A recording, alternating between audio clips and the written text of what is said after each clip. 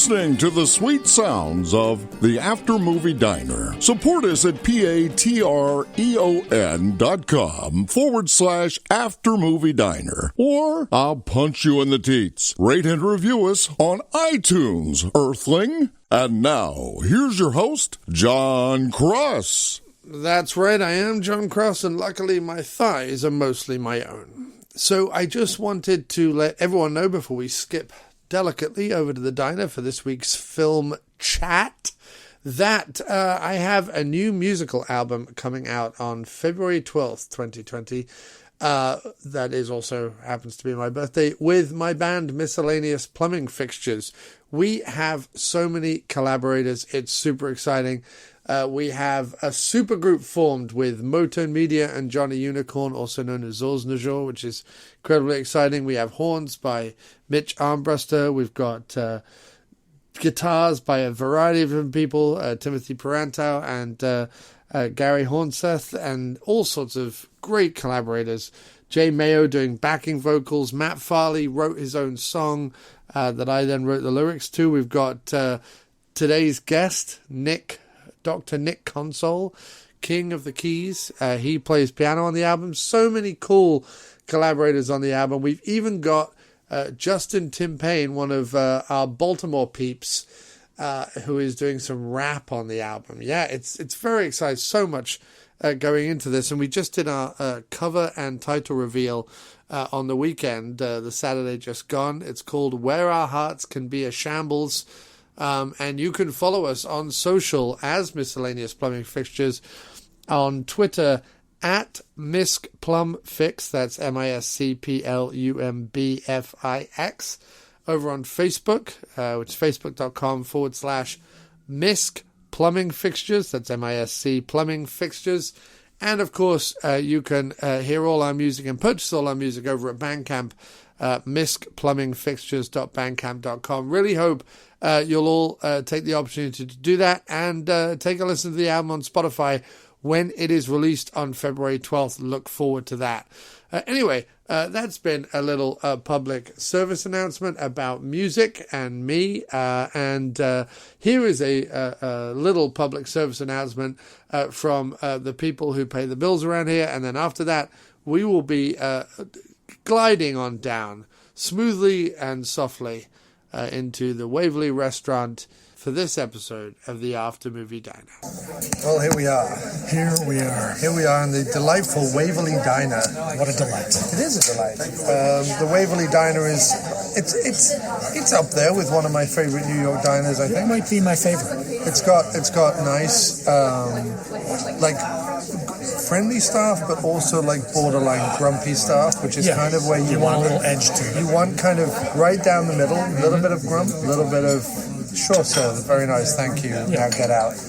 Wooden decor. The decor is classic. I mean, it really is. The classic. neon sign, can't go wrong with that. Neon sign out the front. It's really a classic diner, classic shape, classic style. Mm-hmm. Good and you've got Dr. Phil. Dr. Phil on the wall. Not to be confused with Phil Rowe. Yeah, and I have Fat Giuliani. Which is wonderful. Do they have any other famous? They have that's hilarious. They don't. Oh, they have some chap behind the bar that I can't tell. But we're literally sad at the big two, the big New York Giuliani and Dr. Phil. Because when you think New York, I mean Giuliani, I get he was mayor, sure, but Dr. Phil, it's just a random. It's a random one. No, he's New York through and through. He is. Like Scorsese and he's up there with Derek Jeter. Well, Jeter, I mean, goodness me, he is the roots of New York. He is the roots. He is the tree. He is the fruit from the tree. Wow, I did not expect a forest metaphor. He is. He's a forest-like metaphor. Have we got menus yet? We have not. We have not got menus yet. It's okay. We have all the time in the world. That's right. So yeah, we're here in the Waverly Diner. We've just been to the IFC Center.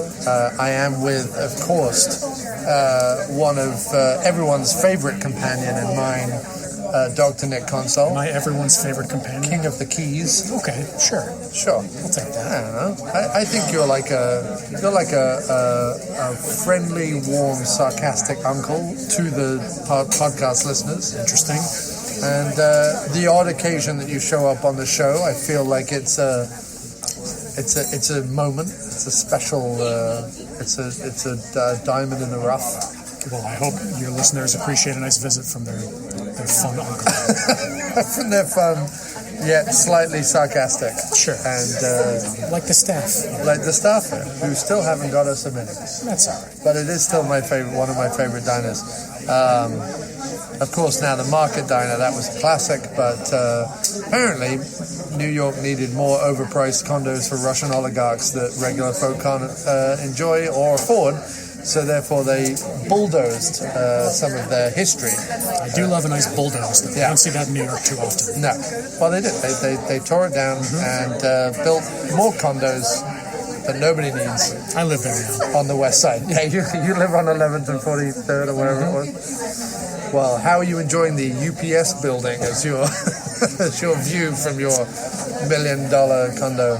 It's everything I dreamed of. It's everything you dreamed of, looking out onto the UPS building. Much better than some stupid diner. Yeah, much better than the diner where Frank Sinatra himself used to entertain. Yeah, why does that need to survive? Might as well just tear that down. But luckily the Waverly still stands. And it is just a stone's throw from the IFC Centre Cinema, where we just went to see Richard Stanley's and H.P. Lovecraft's Color Out of Space. Color Out of Space. Is that what it was called? I think so. Okay. The Starring movie we just saw. Nic Cage. Nicolas Cage. Nicolas Cage, sorry, Sir Nick.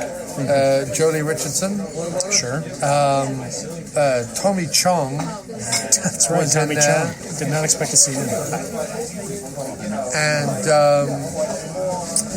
no one else? A couple of youngsters. A couple of youngsters who were tremendous. Oh yeah, everyone was great. Everyone was great. I mean, the alpacas, the whole thing. The alpacas who were named like Bob, Rowan, Jeff, and then Thank you. Tor. The fourth one was Tor. You gotta have a tour in there. I don't know. Like, did they source? What I want to know is, did they source the 4 alpacas from the same alpaca farm, and therefore there was just a really random naming, where they were like, well, that one can be Bob, that one can be Alan, that one can be Rowan, and then Tor? Or did they source 3 of the alpacas from a normal person, and one of the alpacas from some mad Dutch bastard?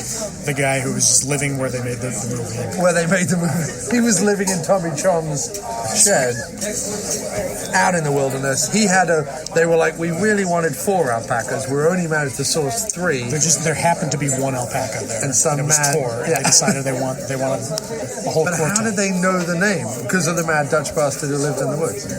He's Dutch? Why is he Dutch? Look at this guy. Look at the guy. Yeah, there he is. Founder of the Waverly Diner in 1979. Another Nicholas. Look at that. It's a triple Nicholas. Triple evening. nickname. Nic Cage, Dr. Nic Consol, and Nicholas Serafis. Best people in the world. Who founded this diner in 1979. He looks like a happy chap. Sure. Looks like he's sitting right about here. He succeeded with his life. He did not fail to achieve. He achieved maximum diner potential. My goodness. What a beginning. Yeah, what a beginning. It's Color Out of Space. It's H.P. Lovecraft mystery. It's to do with the ancient ones from another space-time dimension or something coming down in a... Check separate together. One check, one card. Together. Together is fine. Okay. Yes, I will have a... Do you have a bison burger or just regular burger? Regular burger. Regular burger. Okay, regular burger with bacon and Swiss, please. French fry, no French fry. French fries, please. I'll have it deluxe. And can I get a side of brown gravy with that? Any drink? No, water is good. Yes, sir. Can I have the Waverly Milk? Deluxe French fry, no French fry. Deluxe. French Any fries. drink? Can I get a Heineken? Any. Glass or no glass? Glass. Thank you, sir. Thank you. Thanks. all business. That's how it's all done. business. That's how you order. No fluff. No fluff, no frills. Doesn't want to get to know us, and I don't need to get to know him. I actually do want to get to know him. He did his business, and that's all good. But I don't want to get to know you. So that's interesting. Well, you don't need to. Unfortunately, much like Jolie Richardson and her son in this movie, I've latched onto you. Wow. And No, don't give too much away. try as you might, you cannot shake me loose from your back, unlike some sort of weird flesh backpack. When I saw that, I did think about us. I thought, yes, John is like a weird, childish flesh backpack. Anyway, they're either from outer space or they're from another dimension. Normally, his H.P. Lovecraft's like monsters or aliens, they're actually from other dimensions. They're not from space, right? Thank you. But there is some indication that actually they're just interplanetary. Definitely seems to be alien. It's a comet that brings the... It's a comet, yeah. Brings the nonsense. Brings the nonsense. A very mischievous comet. Yeah. Brings basically a large coloured... what do they call them? Rocks from space? Meteor? Meteor, that's it. A large pink glowing meteor that lands in the garden, from whence essentially madness spills. So it starts to mess with time, it starts to mess with psychology, it starts to mess with emotions, and it basically becomes in the vein of sort of Evil Dead meets The Thing meets Alien Factor. It meets it was in the woods with the it was in the woods with alien life forms. Based on a family. Based on a family, and Dola's birthday yesterday, so this is sort of a little bit of an anniversary there. So it's almost a direct sequel to Galaxy. Almost a direct sequel to Galaxy. Yeah, almost, except it's a New England one rather than a Hicks versus... Sure. Unfortunately, they missed a trick and did not put Anne Frith in the movie. I mean, George Stover was available. Right. This is what sort of blows my mind. George Stover is readily available, and yet... Underutilized. I mean, he's very busy. Utilized within the Baltimore area, but just not... Let's get him... Let's get him nationwide. Get him in a Richard Stanley. You put him in Tommy Chong's role? I mean, now Tommy Chong is great. Yeah. Don't get me wrong. Yeah.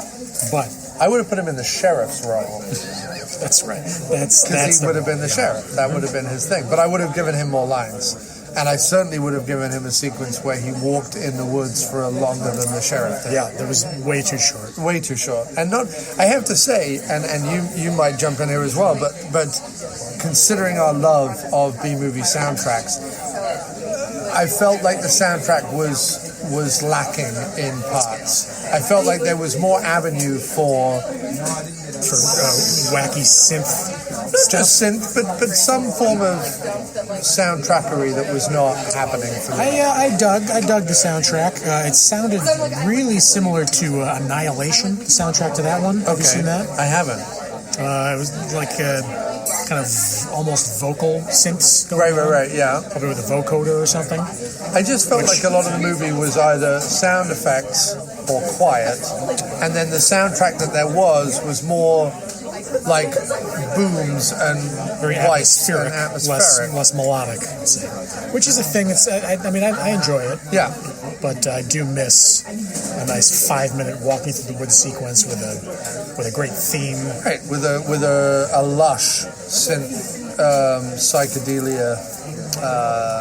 You want the synths to be as lush as the forest. Yes, that they're walking through. That's exactly what you want. That's the number one rule of soundtracks. But it may have been that because one of Nic Cage's previous forays into horror madness, Mandy, was so densely rich with soundtrack. True. My feeling in that movie is that there's only about 3 lines, and the rest of it is soundtrack. Yeah. Waves like of sound. Walls and waves. Let's go waves. Let's go waves. I feel like waves is too cliche. Well, it's a cliche for a reason. Right. I mean, Walls of Sound is used. Coltrane. Right. Yes. The Grateful Dead did it. And then that guy who was at one point very popular, but then shot someone. You know who I mean. Al Pacino played him in the movie Anyway,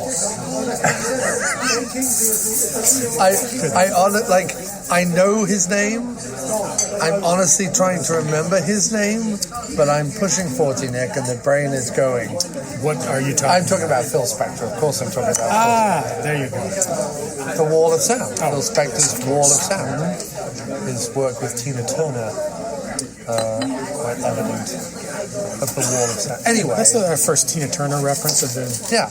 I could have gone John Lennon. I could have gone ruining Let It Be for all the Beatles fans who didn't want 17 tracks of strings on everything. I don't know. I kind of like the Let It Be Phil Spector version. Me too, but I think that the grand consensus is more. That's why they released Let It Be I know. Naked. I'm glad that both are out there. Again, you listen to Let It Be Naked, you're like, I miss the strings. that's okay, I miss the strings. Mm-hmm. Yeah. From the guy that Al Pacino played. Who shot someone. Did he shoot someone? He did. Yeah. It's a tragic story. It is. So anyway, Color Out of Space. Nic Cage and his family live in Nic Cage's father's ancestral home, trying to do a farm, trying to raise alpacas, because Nic Cage believes them to be the animal of the future. Animal of the future, which, in a way, they turned out to be. Right. And what's funny is that the alpaca is, in a hip social media terms, is fast overtaking the unicorn as the twee meme animal of choice. Wow, the things you learn. It's true. It is true. The twee meme animal of choice. The twee, as in like cuddly, ironic, and hip, and cozy, and the twee meme animal of choice. Yes, is the alpaca. Well, the unicorn used to be the thing, like unicorn shooting rainbows and unicorn whatever it is. Because everyone loves unicorns, but now alpacas are more often than not being replacing the unicorn. What blogs are you reading where you're saying all these alpacas? Maybe I dreamt it.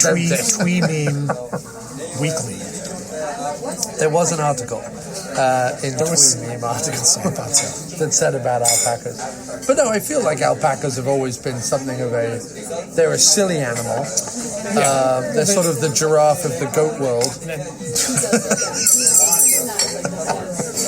The giraffe. I mean, they're like they're shittier llamas, is what they are. Right. I mean, I think I don't know which one is better. Actually, you're calling it here though. You're saying that the alpaca is a shittier llama. I just think you're saying that the llama is prouder, more majestic. The llamas I was aware of them first. Right. And I loved llamas. Right. I mean, who doesn't love llamas? Who doesn't love a good llama? And then alpacas came along and was like, all right, it's the same thing. Right. It's the same thing, but we're calling it something else. Right. Because all the twee memes. I think, aren't they the same animal? It could be. Yeah. It's like a brontosaurus and a apatosaurus. Whereas, of course, no alpaca ever rose to the highest earthly manifestation of the Buddhism. Whereas the Lama did. So he's got that covered. That's great. Yeah. Which is nice. Yeah, which is nice. So raising alpacas, meteor hits, glows pink. Flowers slowly start to sprout up all over the hillside. There's something weird in the well. Time starts going subtly at first. Subtly, but no! It is a slow burn. Even with all the craziness in the third act, it still spreads it out. It doesn't ever hit the ground running. Yeah, it never reaches that. But it's kind of a lot like Evil Dead. Where it's like there'll be something crazy, and then just kind of you chill out for a minute. Yeah, let it breathe. I definitely felt that it had, in terms of pacing, an Evil Dead. No question. Pacing, and that's and again, that's not just me quoting it because I often use it as a reference to things. It legitimately had. First of all, it had lots of nods to that, but and again, like I was saying outside the cinema, The Evil Dead, although not an H.P. Lovecraft story, has lots of Lovecraftian elements to it.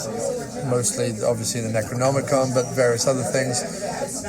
Indication that there is some otherworldly spirit that is possessing the living.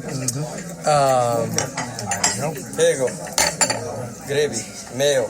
Look at that, gravy. Bacon, Swiss. Look at this. Waverly. And an onion ring. Look at that. Of course, That's free. wonderful. Thank you so much. A free onion ring. Just a delight. A delightful light.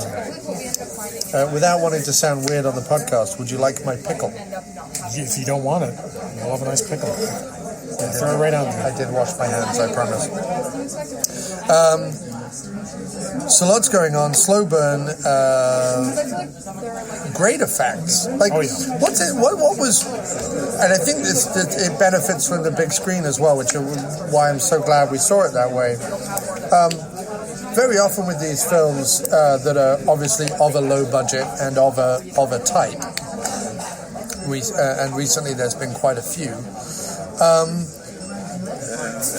Very often it's either the shooting style, so it looks too digital, or it looks too video-y, or it looks too shot on a budget. Lets it down. And the effects very often let it down.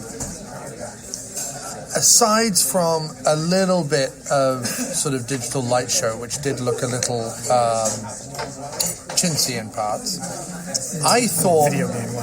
Video game-like, yeah. I thought, in general, the cinematography was superb. Definitely. I thought the way he economically shot the effects was fantastic. And I even thought most of the digital effects were pretty great, too. It was a good mix of practical and digital to where... it wasn't just nothing but CGI monsters. Right. There'd be like some wetness to it or something.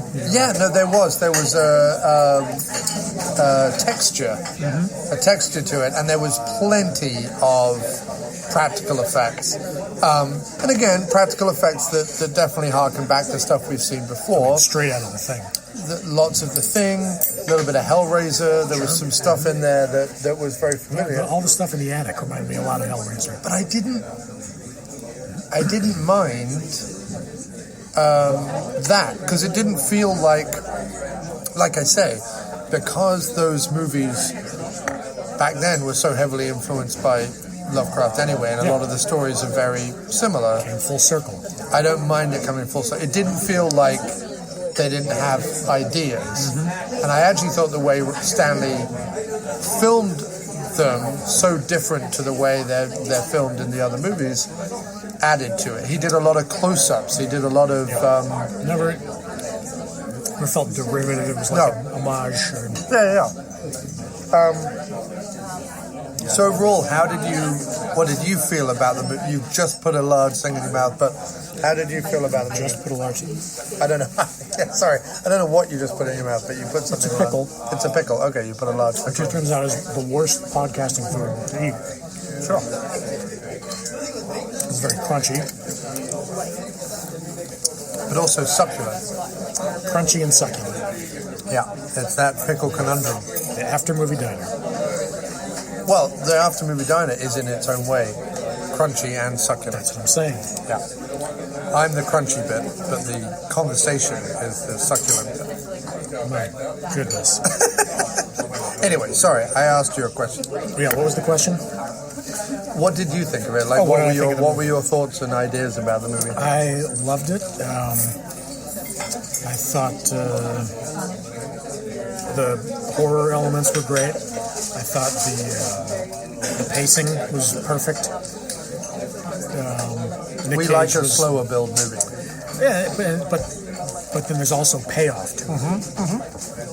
It's not all atmosphere. No. No, there was lots of gore, surprises, creatures. And I like the way they bookended it with the passages from Lovecraft. Yep. I assume. I didn't read it, but... Yep. No, I mean, some of the... I think what I was most blown about was the cinematography. It was so cool. Yeah, it looked great. And Nic Cage, another tremendous job, as always. Now, in the theater, we were talking about how everyone was laughing ironically most of the time. which there was lots of funny moments, no question. Right. That were intended to be funny. But it was a little overboard with the audience reaction.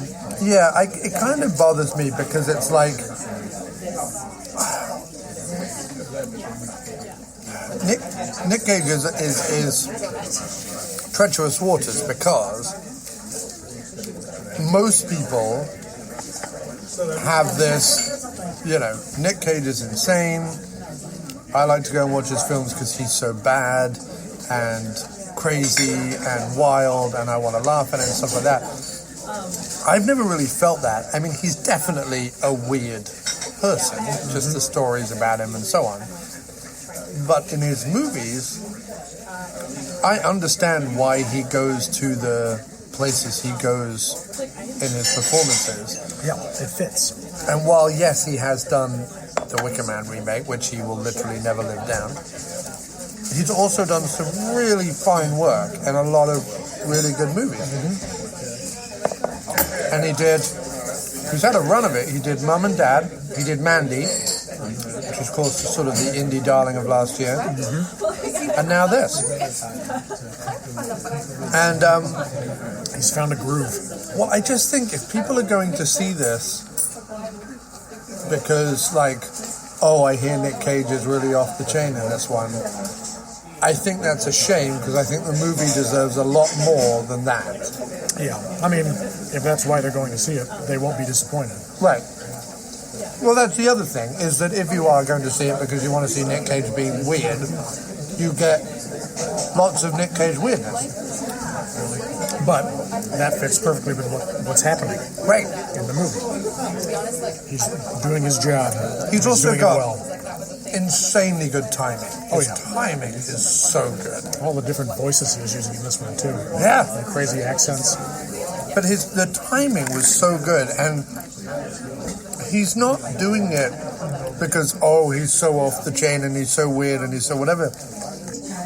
He's doing it on purpose to both be satirical and funny and comment on. You could tell that the occasions that he was putting on that voice that he was doing and talking to his family and if we all just stick together, you could tell that there he was meant to be doing his father and he was commenting on the fact that his father was an irascible old bastard, as he mentioned at the beginning of the movie. And I felt like he was somehow channeling his dad. When he was screaming at his daughter. Yeah. Right after they got back from the hospital. He was echoing lines his father said earlier. Yeah, and I think people miss that if they're just going in to be like, oh, it's really funny how he did this. And look, whatever, people will be people and they'll like what they'll like and watch what they'll watch for reasons. But I thought his performance was very fitting. I think that he did a nice job of building it up. You think about where he starts in the movie and where he ends in the movie. It's very well done. And I think the cast around him complimented him very well. Yeah, what's her name? The mom? Jolie Richardson. Jolie Richardson. She was creepy. From pretty early on. She had the hardest job in the movie, really. When you think where she ends up. And the kids, the main girl. The main girl was excellent. She was the Wiccan. Right. When we first meet her, she's down by the water doing a spell to help her mother's cancer. Which always sets the tone nicely. Yeah. Oh, this gravy is phenomenal. You've got to have some.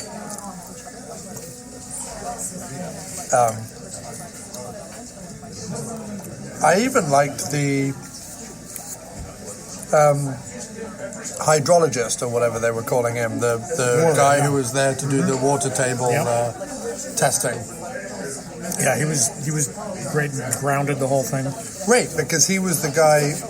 He was never going to be the hero. By the time he shows up, obviously too much has gone crazy. But he's the guy through which we sort of see all the madness. The narrator. Yeah. But no, for people saying that it wasn't a return to form for Stanley, or saying that they felt it was compromised or whatever, I didn't feel that way. I thought it was excellent. Now, what are his others? I'm not sure that I'm... I think his big one, and people are going to have to forgive me, but I think his big one is Hardware. I think that was his big hit. It's like 90s. Yeah. Never saw it. But no, I thought it was... I'm really glad I saw it on the big screen. Yeah, definitely. Looked great. I feel like had I watched this at home by myself on a screener, it would have been fine, but I think it wouldn't have had the impact it had on the big screen, especially seeing it with you, and we have very similar tastes, and knowing that there was stuff in it that I was going to be excited to talk to you about afterwards and things like that. So I think that always adds to an experience. I was just thinking about you the whole time. Well, that as well. Yeah. I mean, it is one of our infamous date nights. That's right. Another legendary dinner and a movie. Drink beforehand. Mm-hmm. No, we did the three big things. We made plans for the future. We did. Maple Leafs. Go Leafs. All right. Sure. On that day, yes. Yeah. I mean, we might as well. 5th and 6th, respectively. Yeah. Neither of us are going anywhere. No. We've got to band together. What we should do is form an alliance and make one good team. Between the Sabres and... Yeah. You get Jeff 53 off the Sabres. That's right. And then the rest of the Leafs. Don't you leave young Prince Jack Eichel out of it. True, of course. That Jack might be Eichel. it. Should we fold this into your other hockey podcast? My other hockey podcast? Do I have a hockey podcast? You should. Yeah. What would it be called? John on Ice? Cross the Puck? A Healthy Assist with Jon Cross? Across the Crease. Across the Crease with Jon Cross. Sure, we could do a hockey podcast. All right. We could interview Mike Babcock. That's right. Where did it all go wrong for you? Well, Big red-faced goon. You got to wait for Willem Dafoe to star in the Mike Babcock story. It was called Babcock. Willem Dafoe is Babcock in Babcock. No. Coming to Netflix. And it's not actually about... It's like a McBain remake. Right. But with Mike Babcock as the lead. Right. He just happens to be the head coach. Why don't they do more... Why don't they do, it would be a way to do a biopic. Instead of the same... We've seen biopics the same way all the time. Young local kid grows up on the wrong side of the tracks, makes good, and becomes a world-renowned whatever. Why don't they do it where, the actor is playing Prince or Anthony Hopkins or whatever, he's playing a famous person, but that famous person is trying to defuse a nuclear bomb and stop terrorists from taking over the Eiffel Tower. So you want an Anthony Hopkins biopic, but instead of being an actor, yes, well, he's still an actor. He's still an actor. It's just while he's making the Silence of the Lambs, he's also arresting terrorists. Yeah, I would watch that. Everyone would watch that. That's the greatest idea that's ever been made. What they should do with Anthony Hopkins is have him be in it, and it's called The Two Popes, but they're both crime fighting. Jonathan Pryce. Right. The two popes, but they both ride around in a Citroen 2CV solving crimes. And there's a dog. There has to be a dog. Mm-hmm. And Jim Belushi plays their boss. Jim Belushi plays the third pope. It's not explained. That's the sequel. 3 popes. That's the sequel. No, Jim Belushi plays the voice of God. He's the cardinal who just can't get it right. Yeah. Well, there we go. We've just written the greatest movie that's ever been made. And it would be factually accurate in parts.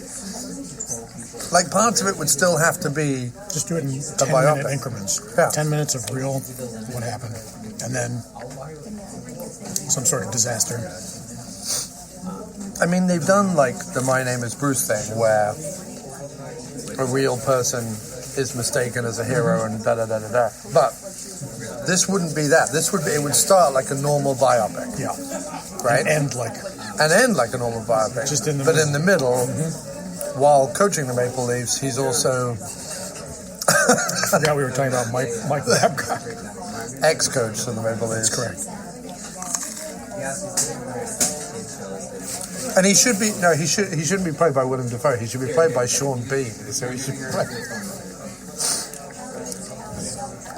With a full accent, the whole thing. Sean Bean is Mike Babcock. Listen, though, that night when we were watching hockey, Yeah, we were talking about Don Cherry and Mike Babcock. They're both gone. they are. Well, Don put it. We Don did it to watched. himself. We watched Don do it to himself. Didn't even realize. Oh, we were just like, look, listen to that mad old bastard. Yeah. He's been a mad old bastard for 40 years, and suddenly people care. Now, that's a biopic I would watch. Yeah, But he would have to play himself. yeah. What about? Damn it, I've forgotten his name now. Died recently, but used to wear the loud jackets at the Yankee game. Oh, Craig Sager. Craig Sager. A biopic of him. George Stover is Craig Sager. It's Craig Sager and Don Cherry. It's called The Two Popes. You obsessed with the two popes right now. Have you just watched it or something? No. That's just it's going around right now. That's what the kids are into. It's like alpacas. Right. The two alpacas. It's about the popes. It's an alpaca playing Al Roker in the two popes. Uh-huh. I don't know what I'm going to. Twee meme Al Roker. I'm just writing memes left, right. I'm writing memes that I can't cache is what I'm doing right now. But anyway, I like the idea. How's the gravy? It's amazing. It's delightful. Craig Sager and Don Cherry. Craig Sager and Don Cherry are crime-fighting commentators. All right, well, I'm in. Well, you have their rise to fame as commentators, and then on the same night, Yeah, it's a sudden death situation. right? But it's to combine your love of baseball-themed horror films. At the ice hockey, it's sudden death, right? Terrorists take over the ice rink. Don Cherry has to fight them off. At the baseball, it's a mad slasher who started killing people in the bleachers. And Craig Sager has to throw off his brightly colored jacket and defend. Or the clues suggest that it's a sideline reporter of some kind, a commentator. Right. But you don't know if it's Sager or Cherry. Right. One of them is trying to stop it. One of them is the killer the whole time. That's interesting. And it's called The Two Popes. With Jim Belushi as the voice of God. I love it. Let's just make that right now. And that's why we love The Color Out of Space. Yes. No, I think that we should run a film studio. And the fact that we don't is probably a crying shame. That's right. I don't know who's in charge of those things, but It'd be funny because every script that would come in, me and the writer would discuss it back and forth, and you'd just be like, and it's going to be called Two Popes. as I eat a pickle. Is there any way we can make this about popes? Catholicism is big right now. Pope stuff is huge. People love the popes. Do they shit in the woods, though? That's what I want to know.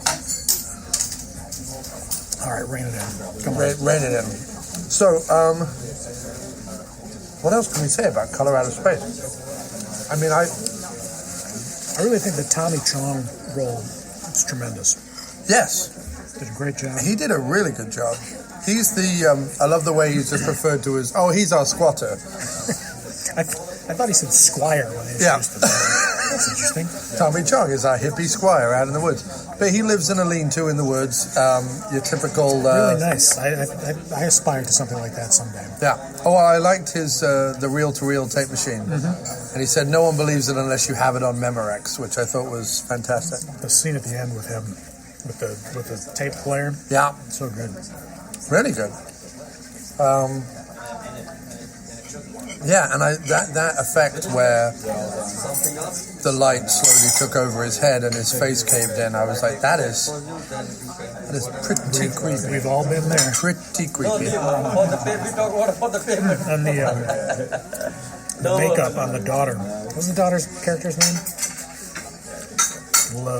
Lavinia. Yeah. It was amazing. Yes, it was. I couldn't help thinking of that. Is it Mac the Knife where he says Laurie Lavinia in it? Mac the Knife? The song? Yeah. The Sinatra version. I think he quotes the name Lavinia in that song. Oh, do some, get your research department on it. Yeah, I don't know what I'm talking about. What's the song where he talks about Miss Lulu Brown? Isn't that Mac the Knife? It's Lulu's Blues. Yeah. Well, I couldn't stop thinking about that either. But no, the set was great. I loved the way that the coloured foliage, the plants, the trees and everything, very subtle. It wasn't like they came out one morning and it was all just mad colours. It wasn't until Cage opens the barn at the end to go take out the thingified alpacas that you suddenly realise that the garden behind him is entirely purple. Up until then it had been a plant here, plant there, and I really liked, like, wrapped around the tree there was like this deep purple ivy that was very subtle. It wasn't like they never focused on it, but you could see that it was kind of coming up. I think all it lacked, if it was to be a true Lovecraftian horror, is some tentacles. It kind of lacked tentacles. Well, the grass tentacles. had tentacles, the tree had it, but I mean proper, like, slithery, slimy. You want the suction things. Yes. Well, we'll see what we can do. If you could have them remake it tomorrow, which they'll do it anyway. The Two Popes. Right. Blumhouse had probably already tried to figure out a way to remake this anyway. He's remaking every other bloody thing. But the foliage, all that stuff, also reminded me a lot of Annihilation. Annihilation and Creepshow, the Stephen King segment, which we watched on Halloween. Kim and I watched Creepshow, except the bug segment. Kim didn't watch that. I watched it, but Kim couldn't watch it. I could see that. She didn't like the idea of watching bugs that close to bedtime. Truly horrifying. Yeah. We watched that horror movie weekend last year, maybe 2 years ago.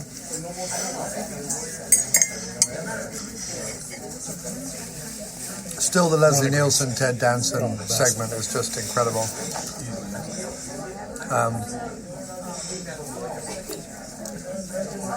And I like the birthday cake. Yeah. Sure. Birthday cake. I like the birthday cake. Two popes. Well, I don't know what else to say about Color Out of Space, but it was. How many popes would you give it, Nick? Out of 10 popes? John, I think I have to give it 2 popes. 2 popes out of 10 popes. Okay. Yeah. 2 popes out of 1 pope. Oh, which is kind of like what happened to the llamas. Or I guess it was 4 llamas into 1 llama. Well, into 1 multi-headed llama, though. Yeah. That was well done, though. That was well done. Oh, great. Very, very much like the thing. I wonder who did the effect. Jeff Effects. Very small workshop. Also, I wonder where it was filmed, because It's meant to be Massachusetts, but... Yeah, that's, well... Is it Massachusetts where all the Lovecraft stuff happens? Yeah, Miscellaneous University.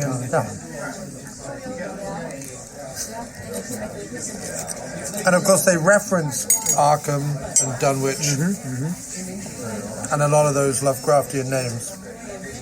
The guy from the water table people, he had a Miskatonic University t-shirt. Classic. Obviously first introduced to me during Reanimator. Yes. You know what the mascot of Miskatonic University is? That's a good question. I don't know. I mean, it's got to be like a giant squid octopus, right? Or something? The tentacles. Right. I mean, it's Cthulhu, the team mascot. He's the alternate mascot. He's the ultimate mascot. Okay. Yeah. Just the head with a few couple tentacles flying off. I mean, you could do something with that. Yeah. I could and I will. Kind of imagine the Oilers logo. Oilers logo? But with like the tentacles going off to the sides. I don't know, maybe I'm wrong on that. No, I'd say go Buffalo Sabres with the two swords, but then instead of a buffalo in the middle. Cthulhu with two swords. Or a four-headed alpaca. Sure.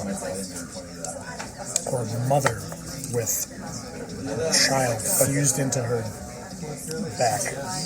I think what was so horrifying was that the child was fused into her back. Like it was, if it was into the front, it would be more We're obvious. used to that. Classic. Well, no, but at least a Quado situation. At least the image of a mother cuddling her child like that is not. But this was in her back, and it was like slowly melting into her back. I did like that the most horrific thing that happened to anyone happened to the small child. And the mother. Yeah. But specifically the kid. They don't usually go there. I was pleased to see it. Yeah. And then what Nic Cage is forced to do. He did what had to be done. Yeah. I would give it 4 out of 5 popes. 4 out of 5 popes. I'm going to go 2 out of 2 popes. 2 out of 2 popes. Both popes. You got both popes. Yeah. Well, either way, it was a resounding success of an evening. The drink prior was pleasant. It's very nice. Adequate. Good flow of conversation. Yeah. The movie was marred only by the coughing insanity. The fact that 3 of the people on our road didn't seem to get there, A, on time, and B, couldn't sit still. And the ironic laughter. And a lot of chatter going on. And yet, throughout that, the film rose above.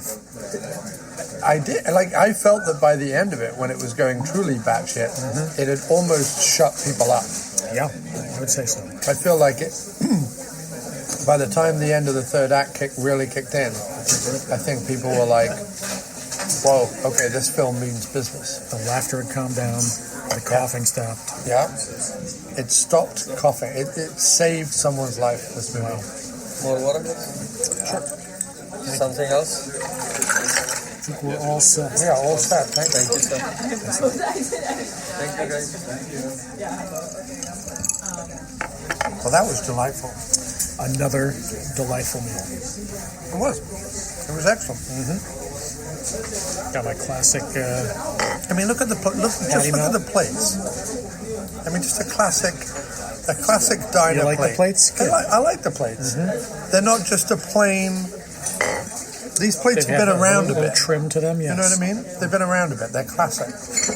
You can't just buy these anyway. They've got good personality. You can't just walk into. They seem a little angry at you, but they're doing their job. Yeah, you can't just walk into wholesale diner plate workshop or whatever and buy this stuff. I can't actually walk in there and buy anything I want. I have a membership. Not these plates, though. I'm saying these plates are special. I know where to find these plates at Wholesale Diner Plate Depot. Wow, you're a better man than me. Well, we've known that right from the start. I feel that's true. You didn't touch any of this mayonnaise. Who's a mayonnaise guy? I'm not a mayonnaise I thought you got it specifically because you brought out a whole plate just of mayonnaise. I didn't ask for mayonnaise. Well, then.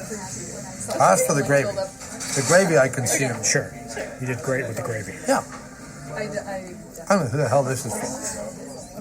But I'm very angry. I can sense the anger, but I kind of like that they brought out a plate of its own. Well, they might have assumed as a European that I dabbled. Sure. They don't know that I've fully assimilated. Have you fully assimilated? Sure, pretty much. All right. I have ketchup on my fries, not mayonnaise. I'm not like some filthy interloper. I do like mayo on my fries, I gotta say. Mixed with the ketchup, though. Yeah, but that's because you were born near the border. No, I was born in Hartford, Connecticut. Well, you grew up near the border. Sure. Is that a thing in Canadians Canada? They do love mayo? Yeah. Canadians and the Dutch. The filthy, filthy Dutch. I have no quarrels with the Dutch. Or Canadians. Neither do I. I don't have qualms with either of the people. Canadians are my favorite people. I don't have any qualms at all. I have some qualms. I know. But I keep them hidden, mostly. Not as well as you think. No. Certain shirts, you can see. You can see my qualms. Poking out. Sure. I got a plan already. Well, this has been fantastic. Mm-hmm. If people haven't enjoyed this podcast, they're insane. Well, if only they could taste the food. And smell the smells. Well, I tell you what. I'm going to invite all the audience to the Waverly Diner. By all the audience, I mean the two people who have got this far listening to this show. Hey, guys. Hi. I won't be here for that. No.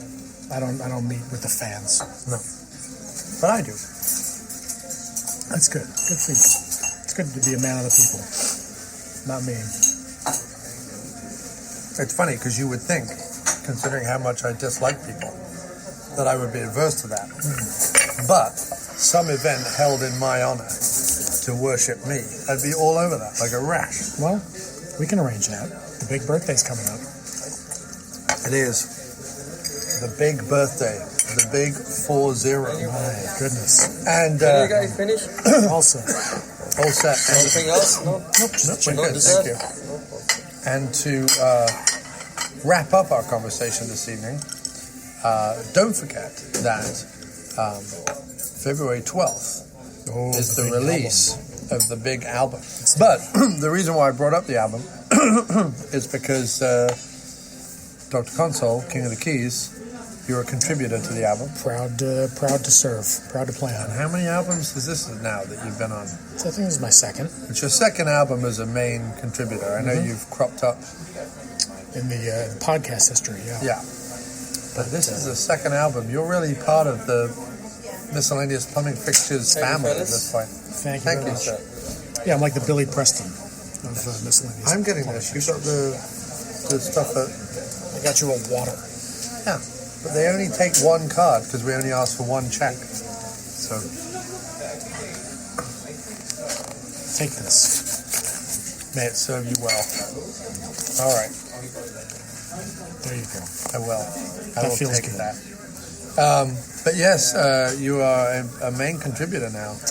And Happy can to- I happy to be just so. assume you'll do that, like going forward, whenever I demand it of you? Well, now I've done two, so now we're going to have to get into some contract type negotiations. Right, because the last album you played on made all of $28, I think. Well, some of that is mine. Yeah, $1.50 maybe. Yeah. That's fine. Okay. I'll give you $1.50. $1.50. $1.50. I will Please. PayPal it to you. Do it in installments. Yeah, I will. 25 So I feel like cents I'm a getting week. royalties. But yeah, this is the second album, and you've heard all of the songs on it, more or less, because I sent you the You sent me the whole very thing. secret, super secret folder. Yeah, it was encrypted. Yeah. Well, it's Google Drive that no one's looking at except for you. And what is your overall feeling towards the album, to whet the appetite of the listener as to why they should pick it up? I think this is your finest songwriting yet. Really? I do. Okay. I mean, I like tunes on the last album as well, and of course my favorite album is the Donald Pleasance tribute. Right. But I think these are your most fully Realized formed songs. I would agree with that. And there were multiple. The electric guitar helps. No doubt about that. It sounds tremendous. Thank you. There were multiple songs that was like, ooh, I want to play on this, and then I started to, and I was like, it doesn't need it. Doesn't need it. Not necessary. No. It's already taken care of. But I would still want you to play on it because I feel like you add. Thank you. Thank you very much. Thanks a lot. Oh, you're welcome.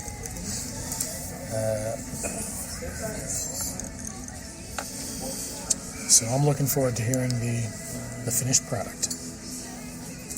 Yeah, I mean, it's basically going to be what you heard. I'm going to do a little bit of... Thank you.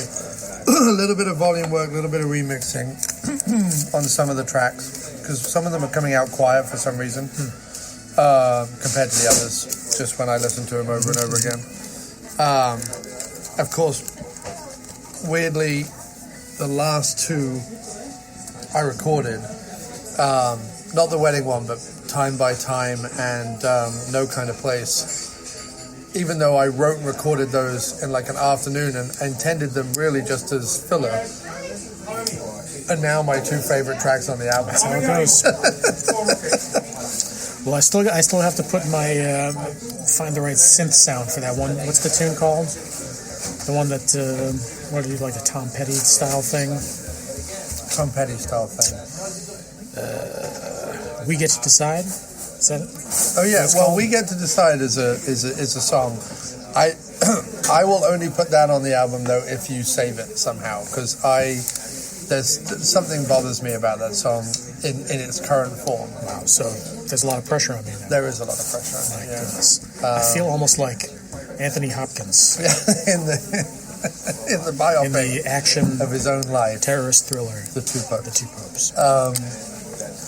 But yeah, I'm really looking forward to releasing it. I'm really serious about this album. I'm very excited. We have you.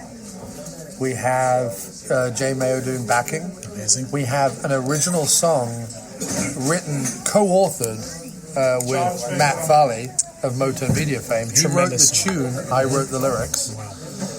Classic collaboration. Played on by Johnny Unicorn, or Zorsnajor, who's the saxophonist on the album, who also plays on The Last Chance. One of my favorites. We have Timothy Parental, friend of Jay Mayo's, who plays some of the guitar tracks on the first one, Find Your Way Back, or whatever it's called. The first heavy rock one, where there's like 3 or 4 guitars playing. 2 of them are me. Yeah, and like 2 of them are kind of 90s psychedelic sounds. Yes. Yeah, definitely. We have Justin Timpane of Baltimore movie making fame of Ninja vs. Monsters. He raps on one of the tracks. I haven't blended that in yet. But I did not hear the rap. No, it's going to be added. Wow. Best rapper. Yeah, we're going to have rap on the track. And then, who else is on the album? Oh, Mitch Armbruster, also known as his band name Todd Got Overexcited. He plays the trumpets on the album, the brass on the album. He was on the last one too, right? Nope, that was Johnny Cole, different guy. Trumpet player. Different trumpet player, but very similar styles. But Johnny Cole was on the last album, and Mitch Armbruster was on this album, mixed with Johnny Unicorn on the sax. So really, it's a cornucopia of delights, and if you're not excited by it, then cornucopias or delights, then steer clear. Yeah. But if you like them both at the same time, I'm very excited. So yeah, I've still got to decide what it's going to be called and what the album cover is going to look like in 3 days. For the big reveal. For the big reveal. You've already announced it's happening, so you have to come up with something. Well, that's why I did it, because I'm like, I still can't. All my other albums, I was like, this is what I want the cover to be. This is the name of it. Put it out. Don't care. This one, I really care about it, and I feel like it needs to be something special. So please pick up all the previous albums that you didn't care about. No, I cared about the music. I didn't necessarily care about what they were called or what they looked like.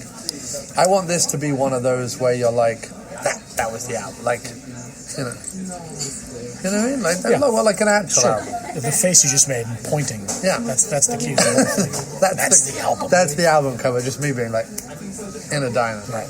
Yeah. I don't know.